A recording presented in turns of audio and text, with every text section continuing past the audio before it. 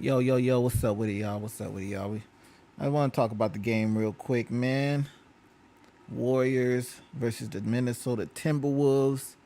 Game just finished up just now. Let me give me a sec, y'all. I gotta double check, make sure my sound is good. Make sure we're good with the sound.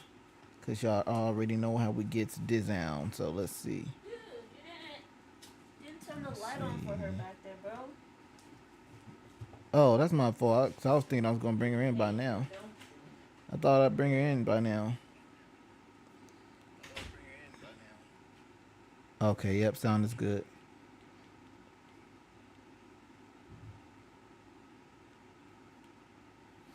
All right, so um and y'all definitely type in the chat. Let me know what y'all thought about the game as well. I definitely want to know y'all thoughts. How y'all felt about the last quarter. It really seemed like Golden State was gonna take the win tonight, but yeah, did not happen. They did not get lucky. They were not able uh, to accomplish their goal. Okay, they were not able to accomplish their goal. Unfortunately, hold up, y'all. Let me send this out real quick before we start talking about it.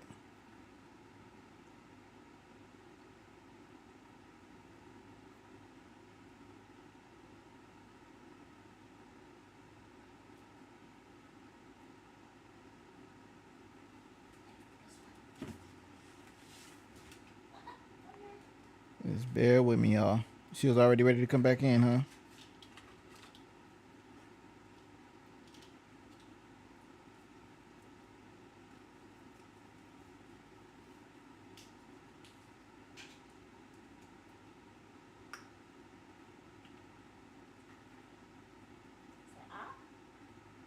No.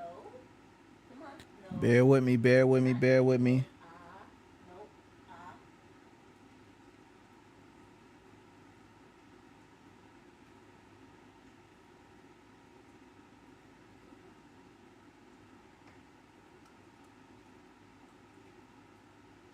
Brownie, come on. No. All right. Ah. Now, for those of you who missed the game, man, it started off as a close game. It still was kind of close. Um, I think it really got down to like the last 7, 8 minutes of the game. It seemed like it was getting much harder for the Warriors to make a play. Um, Unfortunately, now they're down 2-1. The next game, still no Steph Curry. So they still got to figure out how they're going to win without Steph, right? So Draymond Green fouled out the game last quarter. Honestly, I think it was a couple calls that, were really,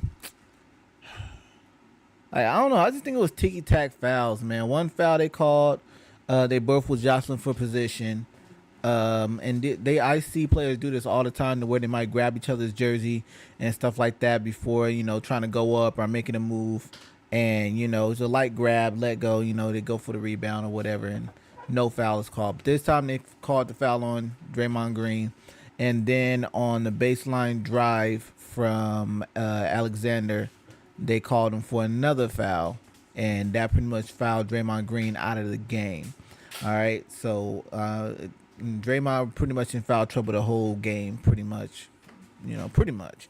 So Kaminga had a big game though. Let me pull up the stats real quick. You know what I'm saying? Kaminga really did play very, very well today. Him and Jimmy Butler definitely did well. I feel like Buddy Hield was playing well. Just down the stretch, I think is where they really, really couldn't execute. It just seemed like Jimmy Butler missed some very, very makeable layups. And I think that I ain't gonna lie to you guys. I think that really hurt the Warriors.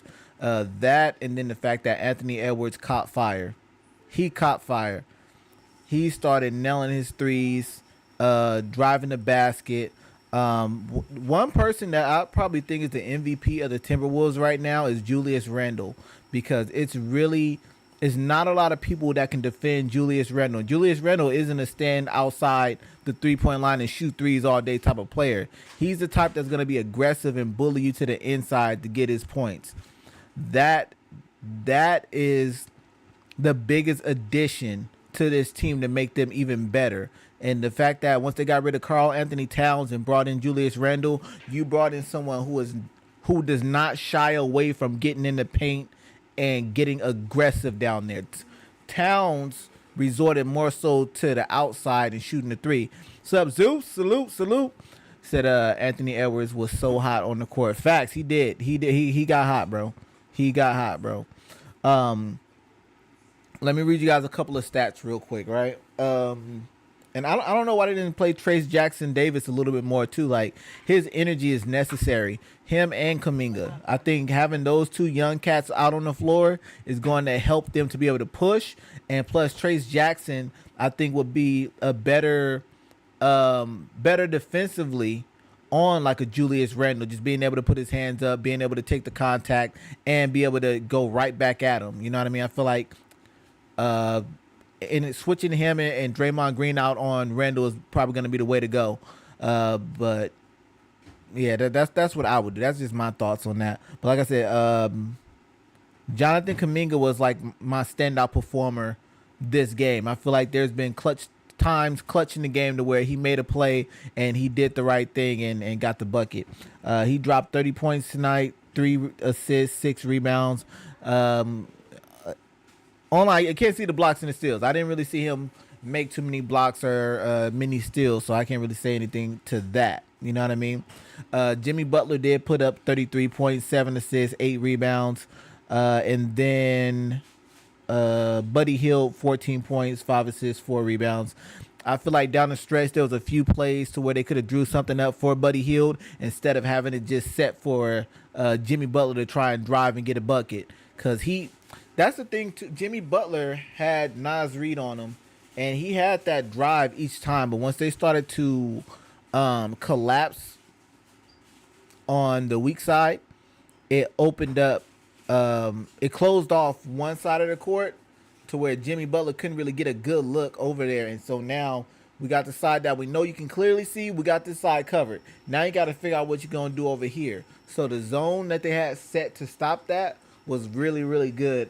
It was really, really good. They stopped that after they noticed that Jimmy Butler was able to get to the bucket at will, but he wasn't finishing when he was getting to the bucket. That was the big issue. I feel like with the Timberwolves, again, Randall being active, punishing folks down in the paint, that's his aggression is what makes people have to collapse on Randall.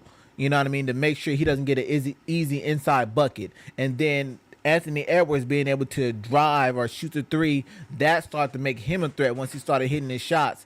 And then once he started to drive, now it's like, dang, now he's driving. Now what we gonna do? Like they couldn't get an answer to stop Anthony Edwards down the stretch, and that was, that hurt them. That definitely hurt them. Let me read y'all some of the Timberwolves stats right now. Also, so with the Timberwolves, Kevin Looney played well too. I forgot to mention that. I think Kevin Looney did a decent job. Of course, he's not out there to get points. You know what I mean? He's out there just for defense. Gary Payton the second, part himself. Defense was cool. But again, he's a smaller defender trying to guard an explosive player. Paul's like Anthony Edwards. You might want to keep Jimmy Butler on him, but you can't have Jimmy Butler exert all that energy either because he's one of your consistent offensive players for the Warriors. But let's see, Timberwolves. Anthony Edwards, 36 points. Most of his points came in the second half. In second half is where he really went off. 4 rebounds, 4 assists. Julius Randle, triple-double tonight. 24 points, 12 assists, 10 rebounds. That's what I'm talking about. The aggression of Julius Randle. So with him being aggressive down there, now y'all got a double team or try and send someone to help. Now he gets to kick the ball out and find someone open who can get their shot off or get a drive to the basket. It really opened the floor up with him being aggressive. Let's see who else stood out. Jaden McDaniels, 15 points, 6 rebounds, 1 assist. Nas Reed only 9 points, 2 assists, 3 rebounds. Um, yeah. So again, the biggest threat was Anthony Edwards and Julius Randle. They combined for 60 points tonight. 60 points tonight. Okay, and for the Warriors, Kaminga and Butler combined for 63 points tonight. So uh is people they have to do better executing offensively and breaking down that zone defense, because if they don't break down that zone defense, they don't get their buckets. You know what I'm saying? But coming from you guys, for those of you who did watch the game, I definitely want to know y'all thoughts. So y'all definitely let me know in the comment section. Tell me who y'all feel like, what needs to be done for the Warriors, besides just get Steph back. We know, we know that's official. It's we all know that Steph needs to get back soon. You know what I'm saying? Um, but what else can they do? Podzimski, he has to hit his shots. Like you can't go 1 for 9, 1 for 8. 'Cause I think he was like 1 for 8 or 1 for 9. So you got to hit your shots, bro. Um, Buddy Hill, trust in Buddy Hill a little bit more. I think that needs to happen. They need to trust in Buddy Hill just a little bit more. And shooting that three, I do feel like they rushed some shots, and while they were rushing certain shots, I believe the Minnesota Timberwolves were taking their time to be able to get out there and get their buckets without too much of a problem, because again, they took their time, they waited to make the right play, and they did it. There were some times where I feel like Kaminga just took a quick shot, and I feel like Buddy Hill took one quick shot that, like after making a three. And I was just like, bro, like why? It was not necessary for that shot at this time. You know what I'm saying? Huh? I was just gonna say, be careful, cause. Oh Bros. yeah, I noticed. Oh, I okay. noticed. Sorry. So yeah, the Warriors have to be careful with that. I want one of my California teams to stay in the playoffs, but it don't it don't look like that's gonna happen. It don't look like it right now. If they had Steph Curry, well, let's not play the if game. We're not gonna do that. The first game with Steph Curry, he only scored 13 points, but the Warriors won by less than 13. So just imagine if Steph Curry didn't get that 13 points at the start, what may have happened. And it seems like in the fourth quarter is when the Warriors lose the game. They'll be playing a really good game, and then they'll lose it. Um, so yeah, I just think they got to do better. Fourth quarter defensively, they have to do better, and finding the offense. You know, don't just run Don't run Jimmy Butler ragged and try to make him bully his way in the lane against Nas Reed, or even like a Julius Randle, because Julius Randle has the speed, but he also has the power to be able to kind of like push back a little bit. Nas Reed isn't like one of the aggressive type players like Julius Randle is. So, yeah, I would, I definitely suggest not just running a play to where Jimmy Butler drives to the bucket for a layup every single time. He has to learn to kick the ball out, and the team has to be able to nail those shots. Timberwolves have to stay consistent with taking their time with the ball, not rushing it, not just taking bad shots. Because I do feel like I don't think Anthony Edwards took any bad shots this game. I'm gonna tell you the truth. As far as like the second half goes, I feel like he really took his time. He did take a few shots. No, he did take one bad shot. It was one bad 3-point shot I seen him take. But for the most part, he was trying to drive the basketball. Okay, he was trying to drive the basketball. Once he got that dunk over Kevon Looney, that ignited. He yo, that lit a fire under Anthony Edwards, and he went off. He went off like 20 something points in the second half. You know what I'm saying? So, y'all, man, that I want to see what's gonna happen here. With Steph, when Steph gets back, I do feel like if he gets back before the series is over, I think they'll definitely at least get another game. But as of right now, it looks like it could be like I would say it might go like 6 games at the most. It'll probably go 6 games. Warriors got an opportunity to win the next game. But if they lose the next game, they go down 3-1. I don't think they're gonna win Game 5. So it could be a 4-1, 4-2 type of ordeal. We'll have to wait and see what happens here. They got to take a look at the game tapes, see where they collapsed or what happened in the fourth quarter, make those changes necessary, and go back ready. Utilize Kuminga like he's been doing. Find a mismatch with him, and utilize Buddy Hield. Figure out where you can find his shots at. You know what I mean?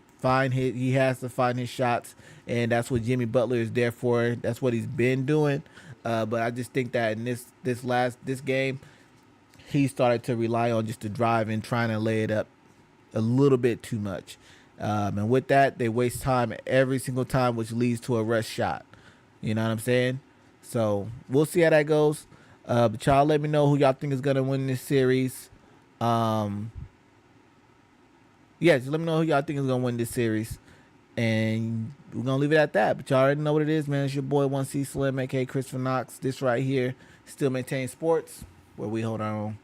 Salute.